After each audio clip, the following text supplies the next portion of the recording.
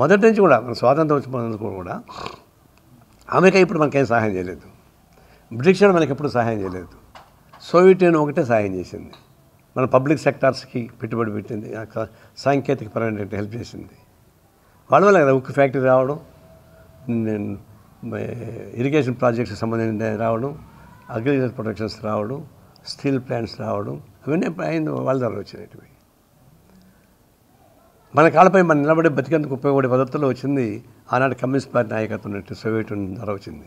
America నుంచి రాలేదు, British నుంచి రాలేదు.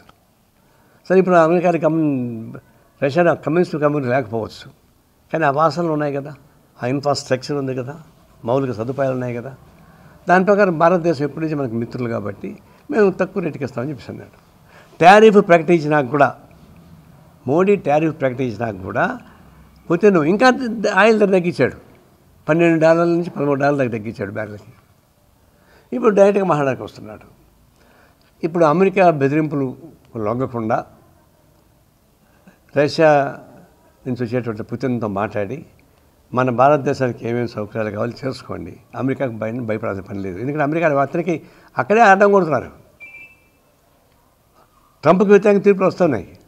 దానికి ఎగ్జాంపుల్ మందాని అంటే 34 ఏళ్ల వయసు, పెద్ద ముసలోడు కాదు, దెబ్బేసి గెలిచాడు, ఛాలెంజ్ చేసి గెలిచాడు. కాబట్టి అతనికి ఎంట ఈగలు తోలుతున్నాయి. బయట ఆయన ఛాలెంజ్ ఎవరు పట్టించుకునే పరిస్థితి లేదు. ఇట్లాంటప్పుడు ఇంత పెద్ద ప్రపంచం మంది భారతదేశం అదే అన్నిటికన్నా పెద్దది.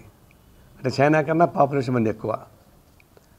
మరి పాపులేషన్ ఎక్కువ, పవర్ఫుల్ కంట్రీ, ఎందుకు ట్రంప్ని చూసి భయపడాలా?